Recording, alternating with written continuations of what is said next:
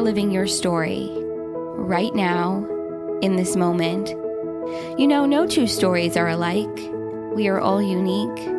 We all have a different lens through which we see the world. We all have something to contribute, to share, to be. That uniqueness takes courage. It's not easy to stand in your truth. It's not easy to let yourself be vulnerable, to be really seen, to be really heard. So many of us hide. So many of us stay hidden. So many of us make the choice to step forward, to own who we are, to own our stories, to share our voice. The tide is turning. We're moving into a space of deeper vulnerability, courage, authenticity, and love. We're moving closer to greater self-love, self-acceptance, honesty, and empowerment. To get there, to get to that space, means we have to authentically share who we are. It means we have to authentically show up as our true selves. The magic is in sharing who you are. The magic is in sharing your story. That's where this series comes in. Own your voice. Love yourself. Stay true to your story. Dive deep into your vulnerability. Shine in your authenticity. Once you do, there's no stopping you. Stay honest. Stay brave. Stay true to who you are. Welcome to Seek the Joy podcast, the power of storytelling.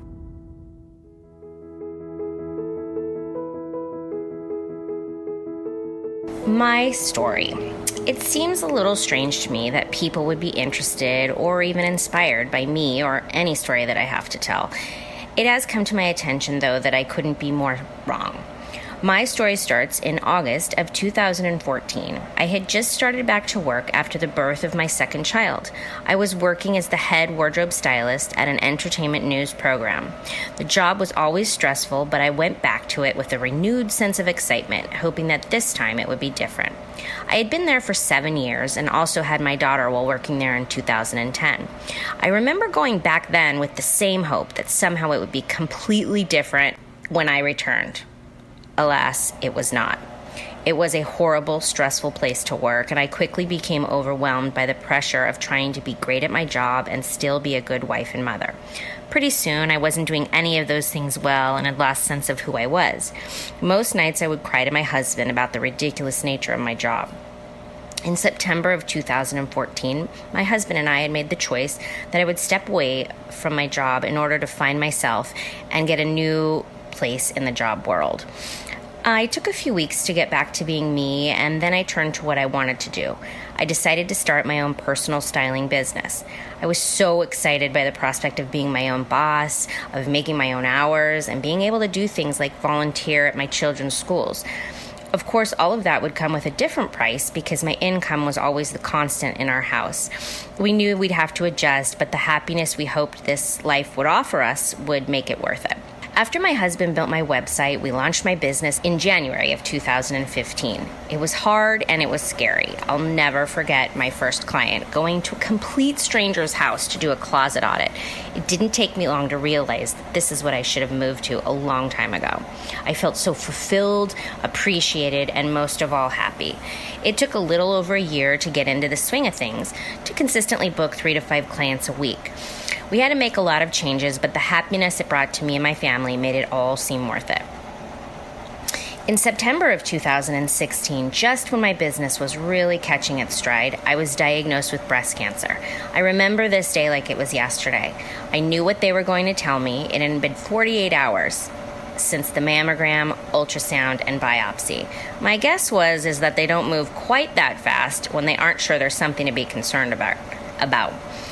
I was diagnosed with DCIS, one of the most common and treatable breast cancers.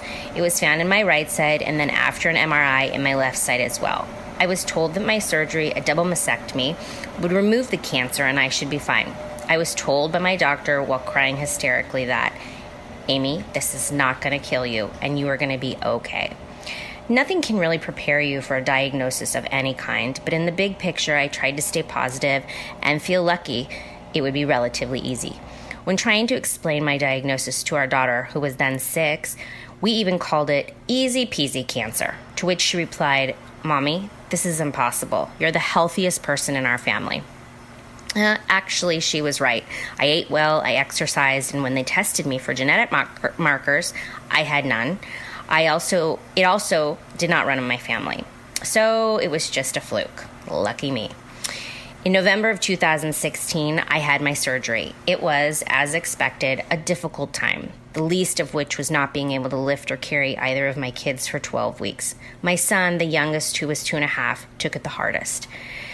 But in the weeks that followed, I was healing nicely and coming to terms as much as I could with my new self. Then I received a call from my surgical oncologist, who explained to me that during the biopsy of what they had taken out, they had found a second type of breast cancer, this one more aggressive. It was very small, but as she explained to me, if this type of cancer is found in a scan, it is too late to be quote-unquote cured. They can only extend your life until the cancer takes over. In my case, the amount was so small, more surgeries and chemotherapy would be the next step. In the months between the surgeries and the chemo starting, I went back and forth about not wanting anyone to know and sharing my journey via social media, hoping somehow it would make a difference in my life or somebody else's. I realized when I faced what was happening to me and spoke about it, it was therapeutic, and I really needed that. So in January of 2017, I announced my diagnosis on Facebook and Instagram. I also started chemo the same month. I could see immediately that I had made the right decision. The support and love I received from myself and my family was so overwhelming. It really does take a village. Going through this with 2 small children did not give me the opportunity to curl up in a corner and cry, even though sometimes I did that when no one was around. My husband, Matthew, and I wanted as much as possible to maintain a somewhat normal life for them. I felt like we mostly succeeded in doing that.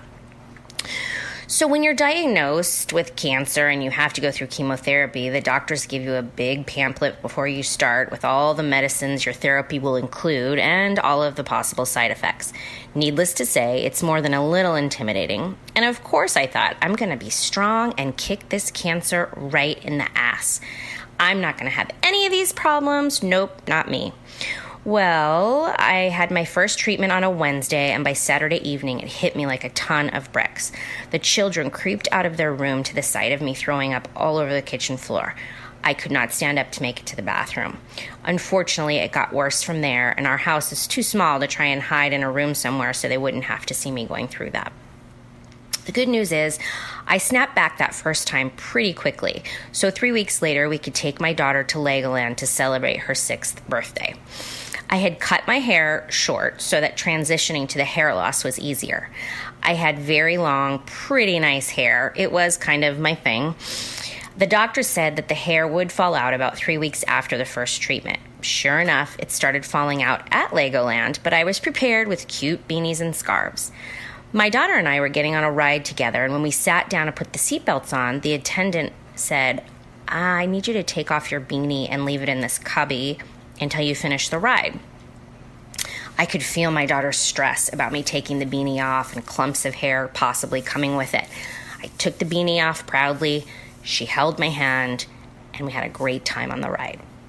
That Monday, my friend and hairstylist Sarah offered to come by my house to shave my head. It was both terrifying and oddly relieving. Most of my daughter's anxiety about me having cancer, once she knew it wouldn't kill me, was my hair loss. I think it scared her as much as it scared me. I showed up that day to pick her up at school with a scarf on. In the car on the way home, she asked me if I had hair anymore. I told her we shaved it off, and there was silence from the back seat. Later that night, she asked me to come over to where she was sitting on our couch. She asked me to take off the scarf so she could see. I did. She told me, "Oh, that's not as bad as I thought. You look pretty, and now I can really see your face." Cue the tears. Then she said, "You don't have to cover your head here at home, but can you please continue to cover it when you pick me up from school?" And I said, "Yes, of course I can." That was a little over a year ago, and now I sport a short pixie haircut.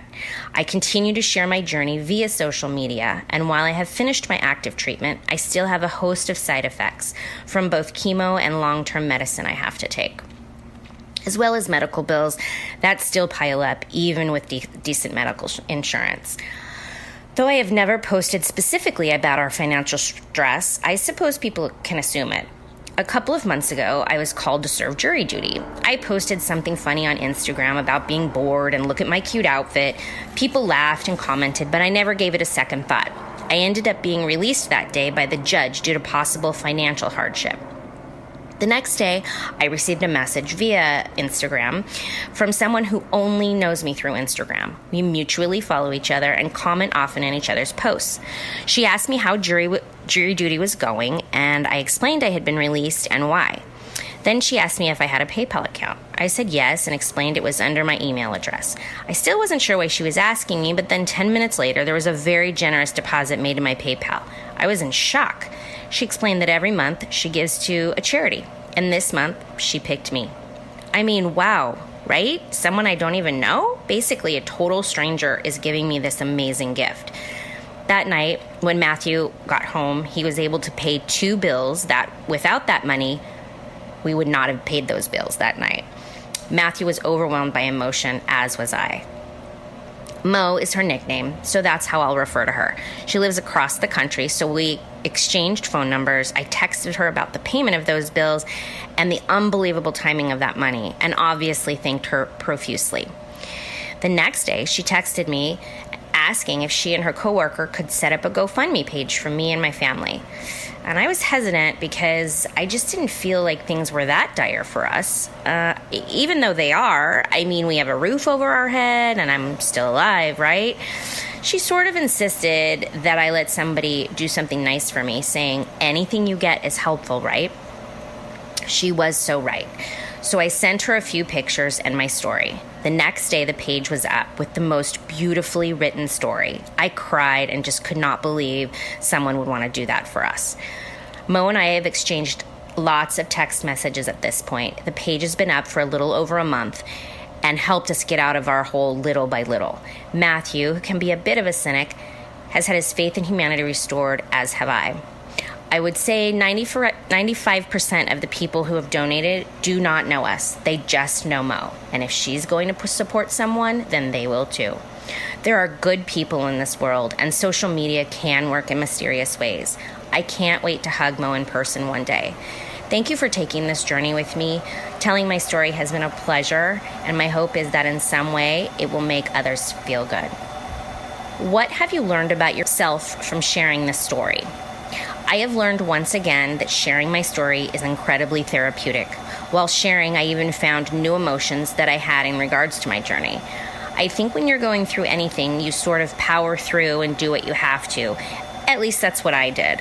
While telling my story, I felt like I was telling someone else's story, therefore seeing it from a different place and acknowledging that what I went through was life-changing. What's your biggest dream? Wow, this is such a huge question to answer. In regard to this journey, my biggest dream is the day when cancer is so much in my rearview mirror that I can hardly remember what it was like, when I'm happy with my new normal. In regards to a bigger picture, my biggest dream is to live a long and healthy life with my family and watch my children grow up to be incredible humans, and to live each day like it's my last.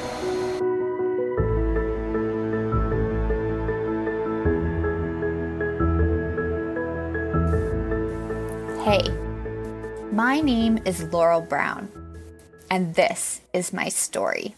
I'm a mother, a wife, an entrepreneur, and a speaker of my truth.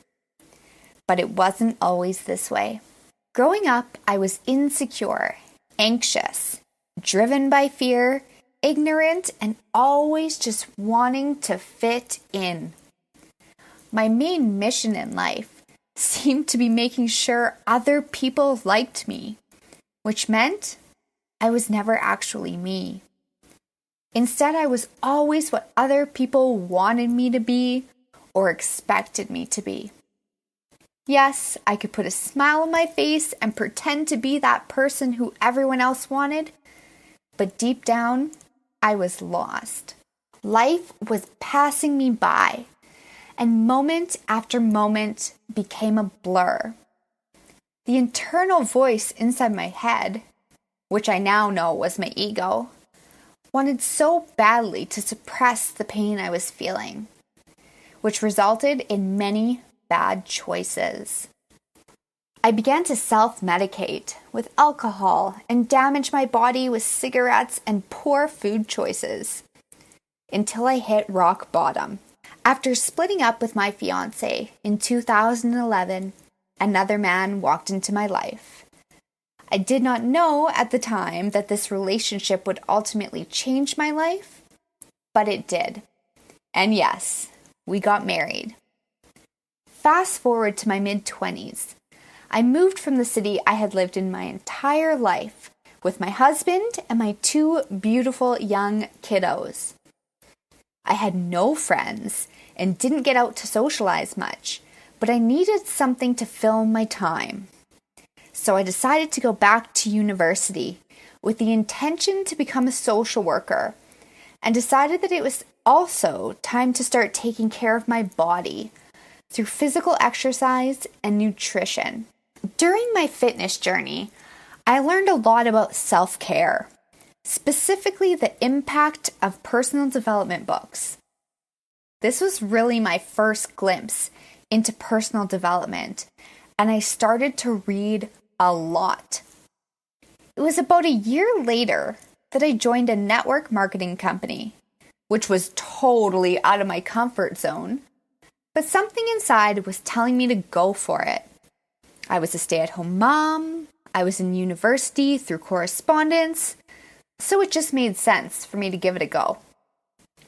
I have to tell you, stepping outside of my comfort zone was incredibly scary and challenging. My good old friend fear was right there beside me. And again, that need to gain acceptance from others was looming over me. I've learned so many valuable lessons through working in the online space. And the most important is to not hold judgment and to not be fearful of being judged. I remember being so scared to message this one friend about my products because I was terrified of her reaction. This girl didn't like me in high school, and it went even further than that. She used to make fun of me. But I messaged her anyways. Hitting send on that Facebook conversation was nerve-wracking, but I did it anyways. And within a few minutes, I got a response from her. And to my surprise, she congratulated me on my new venture and told me she already uses the incredible products. This story stands out to me because it taught me that it was my fear that I was holding on to. It was my fear that was holding me back. And once I pushed through that fear, everything was just fine. Looking back, it's so funny how things work. I know everything that's happened to me was meant to happen, and everything in my life had led me to that point. And here's how I know. So when I joined this company, like I had said, I reached out to all my Facebook contacts, letting them know about my new venture. Another acquaintance of mine, Shannon, said kindly that she was not interested in what I had to offer.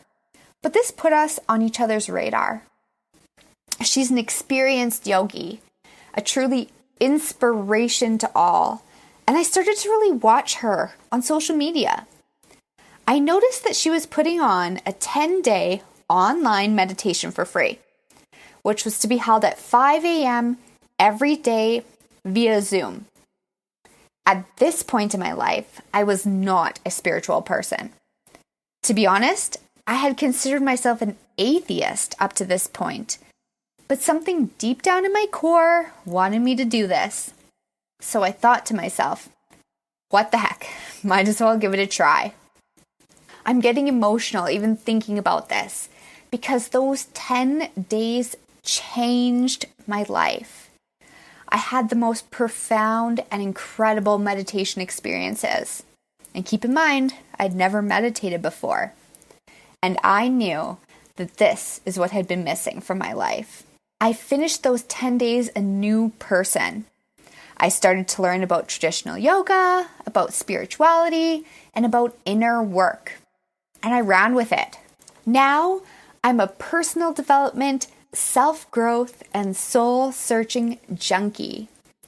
I'm confident, passionate, living each day with purpose and flow, and everyday abundance and happiness surrounds me. I am truly living my life by design. I decided not to go back to school to become a social worker, and instead I'm taking a 3-year traditional yoga studies course, a 4-month immersion into spirituality, and I'm taking my yoga teacher training. But that's not all. Here's the second part of my story. So back at the end of November in 2017, I was in a meditation, and the thought came to me to share my journey of personal development. This is where Inner Evolution was born. And by January 1st, 2018, it had launched. I created a subscription box company that focuses on personal development, self-love, self-growth, and soul-searching. It features items such as books, journals, candles and crystals, healing tools, oils, jewelry, and even internal wellness products. All of these tools I have used to get to where I am today. I felt so compelled to take my subscribers on their own journey of personal development that I created this subscription box in a unique way. Each box is themed, starting with finding your why and going all the way to living your life in flow. My sole purpose in this world is to share my journey of personal transformation and make it accessible to all. If I can become the best version of myself, so can everyone else.